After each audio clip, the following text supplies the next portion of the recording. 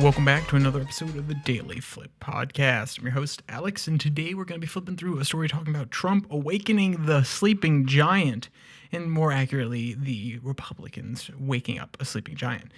And of course, we'll end today with a daily delight, a story meant to leave you feeling positive, ready to take it on all the way through the rest of the day. So, with that said, let's jump into our daily debate. Does the current right give you any reminiscence of how the left acted for years upon years? If you don't listen to Ezra Klein's podcast, no matter what side you're on, I would go recommend it. He had an interesting guest on that talks about how maybe the right is adapting some of the left's strategies. But with that, I want your comment, throw it down there. Now let's actually get into the article. This one comes from alternate.org. Headline reads, Trump finally awakened the sleeping giant, and now he's roaring and stomping. Now, you've probably heard me talk about my political prerequisites, my foundational thoughts, the movement / time that I came up in. So I don't need to go back through all of it. But point being, I came up in politics when there was pushback against overly protective language, overly protective mentalities, and also later on the victim mentality. And now, throughout the course of the Republican administration, you've seen little harkens back to it. You've seen the victim mentality, the college protectionist mentality around some of the protests and the reaction to them once Trump got in, how Trump is going after universities. You've seen the victimizing language to some degree, though it's always been there on the right. It just seems more prominent as a man like Donald Trump comes forward, and is most definitely not wrong that the media constantly rags on him, but he does love to claim that he is completely devoid of any of the problems that they're complaining about. And there are more harkens back to it. The use of executive power in the broad sense is very similar to how Biden used his power. I think both great examples would be Biden unilaterally canceling student debt and having that overturned, and then Trump doing a similar thing with unilaterally getting rid of birthright citizenship. And while one of those is actually a constitutional statute that the government and the executive branch is interpreting, and the other is a law that was passed in the early 2000s, I believe it was the CARES Act, but I could be wrong there. The point that the one that Biden tried to use in order to forgive student loan debt, both examples are an executive reading into a law or a fundamental law of the nation. That's what I would declare the Constitution to be, and that's how I would classify it rather than just simply a law, because it does enumerate and list out the things that the government cannot do. But point overall being that both of these administrations are actively, or that administration under Joe Biden, were actively interpreting what they wanted from the law in order to enact their power. And that happens when you have legislators that would not be active. So you see pushback from the right when Joe Biden does it, and yet when it's for something that the right likes, like getting rid of birthright citizenship, they're more than willing and or happy to go along with it.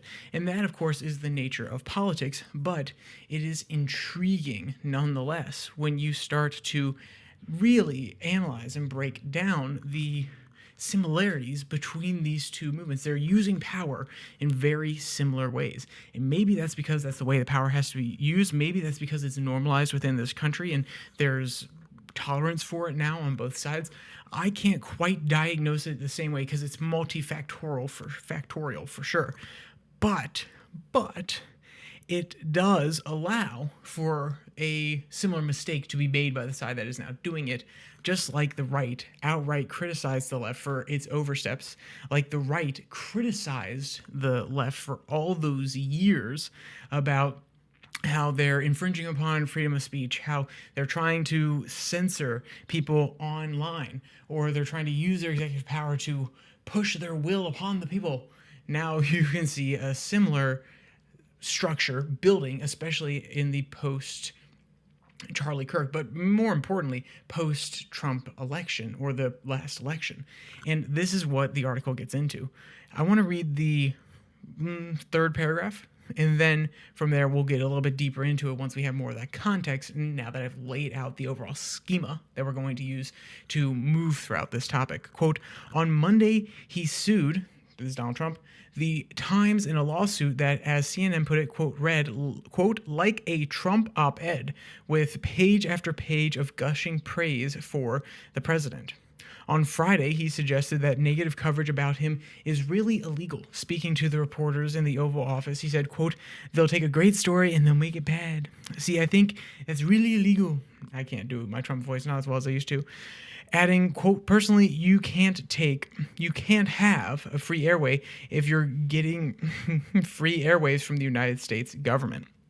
And these are just small examples, but they are, I would say, quintessential. They are a key understanding of how Donald Trump sees the government. He sees the government as a natural extension of him, which, fair enough, as president, if there's anybody that can come to that conclusion, it's true. But rather than the government being an institution that is propped up by the people, that is allowed to exist by the people, though it stands separate of the people, the populace, the society, he sees the government and himself kind of entangled at this point. He sees himself as the true arbiter of power, which in the United States, it's true for the most part, especially with the executive at this point, but personal attacks against him are now reaching the level of political/governmental intervention. Rather than him just suing, like the New York Times, rather than him just suing, like he did with the Wall Street Journal when they ran the Epstein booklet story, he now has people around him who are willing to effectuate some of his beliefs about using government power. And though anybody may agree with what the ends they're trying to reach is, a lot of people, including myself, do not necessarily agree with, not at all, the means by which they're trying to get there. Because there's a whole majority of young men who came up on one side of the aisle, and there are a whole bunch of other young men who are on the other side of the aisle, and young ladies on both, who do not like the government getting involved in their lives. I've made this assumption or this statement before, and it became very clear to me when there was a passing of an amendment in Florida about school curricula, and the parents there, when that amendment was, I would say, pushed, and it was propagandized is probably a strong word, but when it was pitched as a protecting parents against the encroachment of state, restricting what they could do with their kids, it passed. And in another state where the restriction of these was actually to protect their kids and to make sure that they were able to thrive, and not framed as a way to limit these parents' ability to actually have influence over how their kids are being raised and educated in these schools that they spend almost more time than with their parents. That also passed. So my synopsis, the theory, is that the American people don't like when government is doing much. As much as they clamor and yell and scream for the government to do things, and however much they like the rhetoric, it is very often counter-reactionary when either side cracks down too much, or even does something too much with political power. And Trump's position here will probably turn away the mainstream mama. That's what I would call it, the mainstream mama, okay? That one person who's in the suburbs who wants their kids to be safe, but also wants them to grow up with good values, be hardworking, go out on their own. That is the mainstream mama.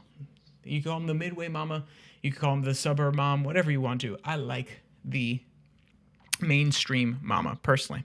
So here's the actual way that Alternet describes the giant. And I want to know if you think this synopsis, this summary, is accurate. Quote, McCarthy melted almost as quickly as the Wicked Witch of the West. His national popularity evaporated. 3 years later, censored by his Senate colleagues, ostracized by his party, and ignored by the press, McCarthy drank himself to death, and a broken man at the age of 48. The giant roared again a decade later after television showed civil rights marchers getting clobbered by white supremacists. Congress passed the Civil Rights Act. quote, "I'm old, but I have witnessed a great sleeping giant of America awaken before." And then he goes through to list even more examples. So, do you think this is another American giant moment? I think that the right actually stepping up is a American giant moment, pushing back against the left. But I very well think if there are more years of this, that this author is not off. But it's going to take a few more major actions before the American people who sided with Trump, the popularists who sided with him, are going to peel away from him. But hey, with that, let's actually get into something that's a little bit more adorable, a little bit more fun. So normally I like a single video or photo, but this time I'm going to give you a whole list. It comes from I Can Has Cheeseburger, question mark. And the headline is 21 futuristic memes of pirate kitties launching meow tinies for tuna and treats. And as you know, I'm more of a dog person. I would not actually have a cat, but these cat memes are absolutely adorable. And if you want to read any of today's articles, all of them will be linked in the description below the like and subscribe button. Also down there, you can find the podcast on Spotify, Pocket Cast, Podvine, as well as the Twitter handle at @YourDailyFlip, where I post links to these episodes on Monday, Wednesday, Friday, and the 6 and 6 podcast that comes out on Tuesday and Thursday. It's about international news, 6 stories in 6 minutes or less. So, with all that said, there's only one more thing to say. Stay safe, don't die.